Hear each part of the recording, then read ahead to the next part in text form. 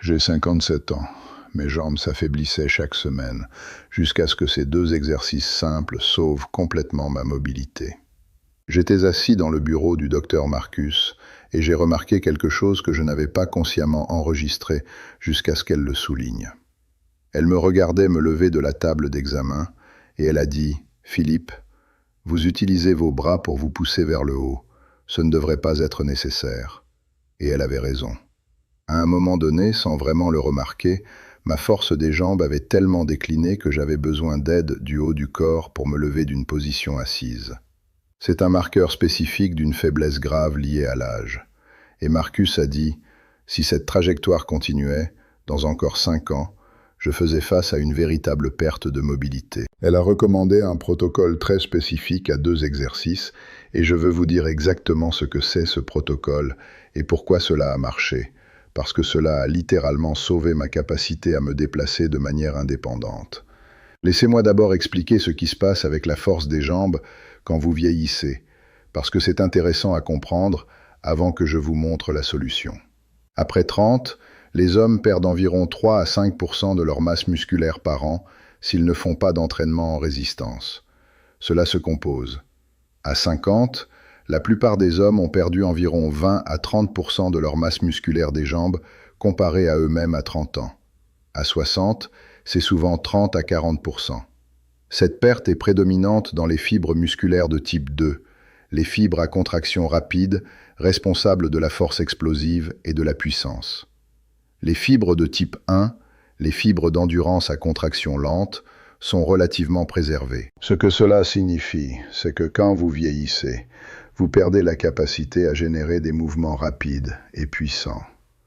Vous devenez plus faible pour les choses qui importent le plus dans la vie réelle, comme vous lever rapidement, monter les escaliers, marcher rapidement, ou vous rattraper si vous commencez à tomber.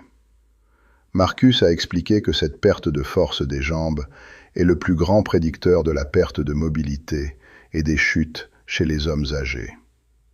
Plus que n'importe quoi d'autre, les jambes plus fortes prédisent si vous allez rester indépendant ou non. Et la bonne nouvelle est que la force des jambes répond entièrement à l'entraînement, à n'importe quel âge. La recherche montre que les hommes dans la soixantaine 10 et la 90 peuvent encore construire une force significative des jambes s'ils font un entraînement en résistance approprié. Donc à 57, j'étais absolument pas trop vieux pour inverser cette trajectoire. J'avais juste besoin d'entraîner correctement. Le premier exercice que Marcus m'a donné est le wall sit avec des holds progressifs. Vous positionnez votre dos contre un mur. Vos pieds sont à peu près à 30 cm du mur. Vous vous glissez vers le bas dans une position assise où vos hanches et vos genoux sont à peu près à 90 degrés. Maintenant, c'est la partie critique. Vos genoux doivent être directement au-dessus de vos chevilles, pas s'étendant au-delà de vos orteils. Ce positionnement met l'accent sur vos quadriceps et vos fessiers, plutôt que de créer une force de cisaillement excessive sur vos genoux. Marcus m'a dit de maintenir cette position pendant 30 secondes mon premier jour. Tenez-vous juste là, dos contre le mur, genoux à 90 degrés, tenant autant de mon poids corporel que possible. À la fin de 30 secondes, j'étais tremblant. Mes quads brûlaient intensément. C'est exactement ce que vous voulez, parce que cela signifie que vos muscles sont surchargés et signale l'adaptation. Le protocole est que vous faites un ensemble de wall sits quotidiennement. Jour 1, 30 secondes. Jour 2, 30 secondes. Jour 3, 35 secondes. Jour 4, 35 secondes. Jour 5, 40 secondes. Vous progressez très graduellement, ajoutant 5 secondes tous les 2 à 3 jours. À la deuxième semaine, vous êtes probablement à 60 à 90 secondes. À la troisième semaine, vous êtes à 2 minutes ou plus. La raison pour cette progression graduelle est que votre système nerveux a besoin de temps pour s'adapter. Si vous passez de 30 secondes à 3 minutes, vous allez créer une raideur excessive et potentiellement une blessure. Mais avec une progression graduelle, vos muscles s'adaptent, la raideur diminue et vous continuez à faire des progrès. Maintenant, le wall sit est brillant parce que c'est un exercice isométrique, ce qui signifie qu'il n'y a pas de mouvement. Vos muscles se contractent, mais l'angle articulaire ne change pas. C'est unique parce qu'il entraîne vos muscles à générer de la force à travers une amplitude de mouvement spécifique, sans le stress articulaire du mouvement. Pour la force des jambes qui se traduit par une fonction du monde réel, le wall sit est probablement le seul exercice le plus précieux, parce qu'il entraîne vos jambes à supporter votre poids corporel, ce qui est exactement ce que vous avez besoin de faire pour vous lever d'une chaise ou d'une toilette, ou pour rester debout pendant que vous faites des tâches quotidiennes. Le deuxième exercice est le step-up, et Marcus était très spécifique sur la façon de faire ceci pour le maximum de bénéfices. Vous trouvez une étape ou un banc à environ 30 à 35 cm de haut. Vous vous tenez devant. Vous montez avec votre jambe droite, poussant à travers votre talon, et tenez-vous complètement droit sur l'étape. Votre jambe gauche suit. C'est une répétition. Vous descendez soigneusement. Vous alternez les jambes. Marcus m'a dit de faire 10 répétitions par jambe, donc 20 répétitions totales par série. J'ai commencé sans poids supplémentaire, juste en utilisant mon poids corporel. C'est important. N'ajoutez pas de poids jusqu'à ce que vous puissiez faire 20 répétitions avec une forme parfaite, le contrôle, et sans fatigue significative. Le step-up entraîne vos jambes d'une manière dynamique et fonctionnelle. Cela imite le mouvement de monter les escaliers, ce qui est l'un des mouvements du monde réel les plus importants pour maintenir l'indépendance. Un seul step-up recrute vos quadriceps, vos fessiers, vos ischio-jambiers, vos muscles des mollets et vos muscles stabilisateurs tous à la fois. C'est un mouvement complet du bas du corps qui construit une force complète des jambes. Marcus a dit que les gens qui font régulièrement des step-up maintiennent la capacité à naviguer les escaliers bien dans la 90 et au-delà. Les gens qui ne font pas de step-ups ou de mouvements similaires perdent souvent la capacité à grimper les escaliers dans la 70. Le protocole est que vous faites des step-ups 3 fois par semaine sur des jours non consécutifs, donc lundi, mercredi, vendredi. Vous les faites tôt dans votre entraînement, quand votre système nerveux est frais et peut recruter les fibres musculaires maximales. Vous faites 2 à 3 séries de 10 répétitions par jambe, donc c'est 20 à 30 répétitions par jambe par séance. Vous vous reposez environ 90 secondes entre les séries. L'investissement de temps total est peut-être 15 minutes, y compris l'échauffement. Marcus a dit de faire ce protocole régulièrement pendant 8 semaines avant d'ajouter du poids. Laissez juste votre corps s'adapter aux motifs de mouvement. Laissez votre force construire avec votre poids corporel seul. Après 8 semaines, je pouvais faire 3 séries de 10 répétitions par jambe assez facilement. À ce moment, Marcus a dit d'ajouter un haltère. Tenez un haltère à votre poitrine, 7 à 9 kg, et faites des step-ups. Maintenant, c'est plus difficile. Vous faites 8 semaines supplémentaires avec ce poids, puis ajoutez plus de poids. Ceci est la clé pour la surcharge progressive. Vous n'essayez pas de faire un soulèvement lourd de fou. Vous essayez d'augmenter graduellement la demande sur vos muscles avec le temps. À 6 mois, je faisais des step-ups avec des haltères de 13 kg pour 3 séries de 10 répétitions par jambe. À 1 an, j'étais à 20 kg. Maintenant, laissez-moi vous dire ce qui a changé dans ma fonction réelle des jambes et ma vie quotidienne. À la 2e semaine de ce protocole, j'ai remarqué que je n'avais pas besoin d'utiliser mes bras pour me lever d'une chaise plus. Cela s'est produit remarquablement rapidement, parce que les wall sits frappaient mes quadriceps intensément et entraînaient pour la fonction exacte de se tenir debout contre la gravité. À la 4e semaine, les escaliers ne semblaient pas difficiles plus. Je pouvais les monter rapidement et facilement. À la 8e semaine, ma force des jambes, mesurée par la quantité de poids que je pouvais faire un squat, avait augmenté d'environ 20%. À 3 mois, cela avait augmenté d'environ 40%. À 6 mois, j'étais plus fort dans les jambes que je l'avais probablement été en 15 ans. Marcus a tiré de la recherche pour me montrer le mécanisme.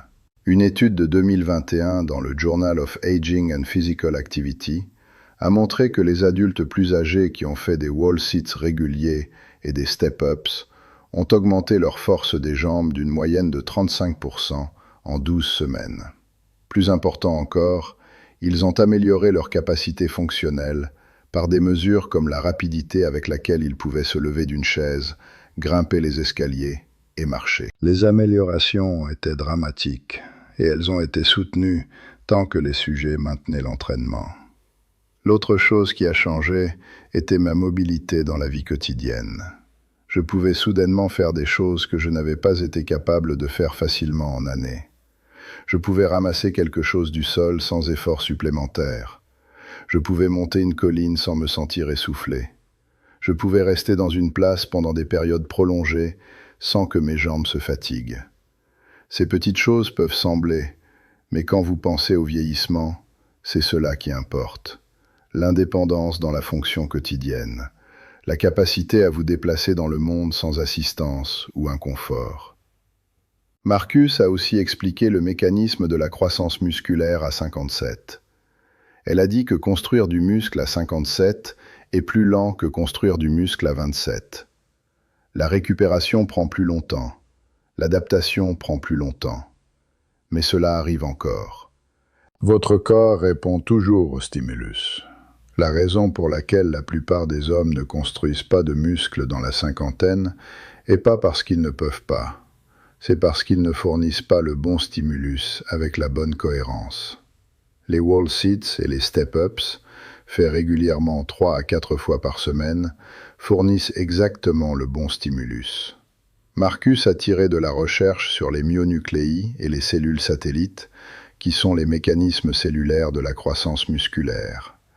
Elle a expliqué que quand vous levez lourd ou faites un travail de résistance difficile, vous créez des micro-dommages à vos fibres musculaires. Votre corps répond en activant les cellules satellites. Ces cellules satellites fusionnent à vos fibres musculaires existantes et donnent leur noyau. Plus de noyaux signifie plus de capacité pour la synthèse protéique. Essentiellement, vos fibres musculaires deviennent plus capables de construire de nouvelles protéines. Ce processus est plus lent chez un homme de 57 ans qu'un homme de 27, mais cela arrive absolument. Elle a dit que les wall sits et les step-ups créent une tension mécanique suffisante et un stress métabolique pour activer les cellules satellites. Sur des semaines et des mois, cela conduit à une véritable croissance musculaire. La clé est la cohérence, parce que l'activation des cellules satellites est une réaction au stimulus répété. 1 ou 2 entraînements ne le feront pas. Mais un stimulus régulier sur des semaines et des mois construira absolument du muscle. Maintenant, je veux adresser quelque chose à propos de la raideur, parce que je sais que la première fois que vous faites des wall sits et des step-ups, vous allez être raide. C'est normal. La raideur musculaire d'apparition retardée, ou DOMS, est un signe que vos muscles ont connu un stimulus suffisant. Ce n'est pas une mauvaise chose. C'est en fait un signe que vous entraînez correctement. La raideur dure généralement environ 48 heures, puis se résout. À votre 2e semaine, quand vos muscles s'adaptent, la raideur diminue. À la 3e ou 4e semaine, même si vous faites plus de volume ou plus d'intensité, la raideur est minimale. C'est l'adaptation. Le point final de Marcus était à propos de l'importance de ne pas faire trop vite. Elle a dit que la plus grosse erreur qu'elle voit les hommes faire est qu'ils deviennent excités par les résultats, et ils commencent à faire des wall sits tous les jours, où ils ajoutent du poids trop rapidement aux step-ups. C'est comme ça que vous vous blessez. La progression doit être graduelle. La cohérence doit être là. Mais l'intensité doit être appropriée pour votre niveau actuel. Une fois que vous avez fait cela pendant 6 mois et vous êtes confortable et vous êtes fort, ensuite vous pouvez penser à ajouter plus de complexité. Mais pour les premiers 6 mois, la concentration est les wall sits 3 à 4 fois par semaine, les step-ups 3 fois par semaine, progression graduelle et cohérence. Je fais ce protocole depuis presque 4 ans maintenant. Je suis beaucoup plus fort dans les jambes que je l'ai jamais été. Je n'ai aucune peur à propos de ma capacité à rester indépendant. Je peux faire des choses physiquement que je ne pouvais pas faire à 45. Et c'est avec un investissement de temps minimal. 2 exercices, peut-être 30 minutes par semaine de temps d'entraînement réel. C'est tout. Le fait que quelque chose d'aussi simple et d'aussi efficace soit ce qui inverse vraiment la trajectoire de la faiblesse des jambes liée à l'âge est, pour moi, véritablement remarquable. Laissez-moi vous donner les chiffres actuels pour que vous puissiez voir ce qui est possible. Quand j'ai commencé ce protocole, mon squat max une répétition était d'environ 84 kg. Après 6 mois, c'était 111 kg. Après 1 an, c'était 125 kg. Ce n'est pas de progrès dramatique par les normes jeunes athlètes, mais pour un homme de 57 ans construisant à partir d'une base de force déclinante des jambes, c'est substantiel. Mais plus important que les chiffres, ce qui a changé était ma capacité fonctionnelle. Je peux monter les escaliers 2 à la fois sans me sentir essoufflé. Je peux rester dans une simple position pour des périodes prolongées sans que mes jambes se fatiguent. Je peux m'accroupir pour ramasser quelque chose du sol sans avoir besoin d'utiliser mes bras.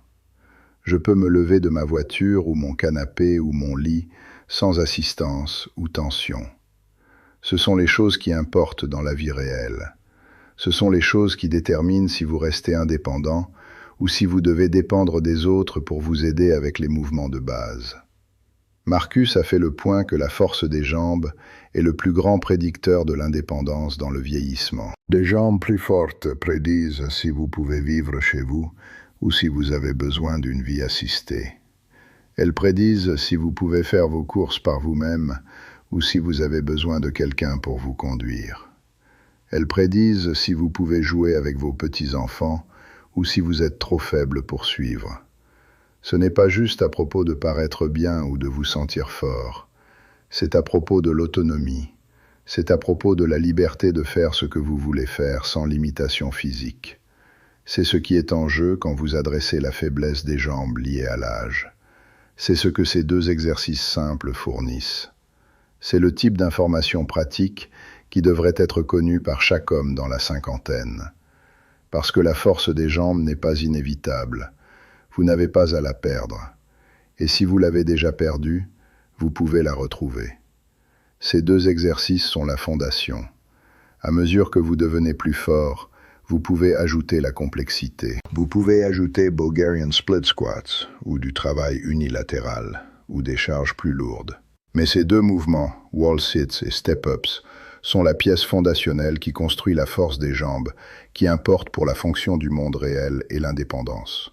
Abonnez-vous à la chaîne parce que je détaille le protocole de progression pour les 2 de ces exercices en détail complet sur les 2 prochaines semaines. Je vous montre la forme exacte, les erreurs courantes et comment progresser à mesure que vous devenez plus fort.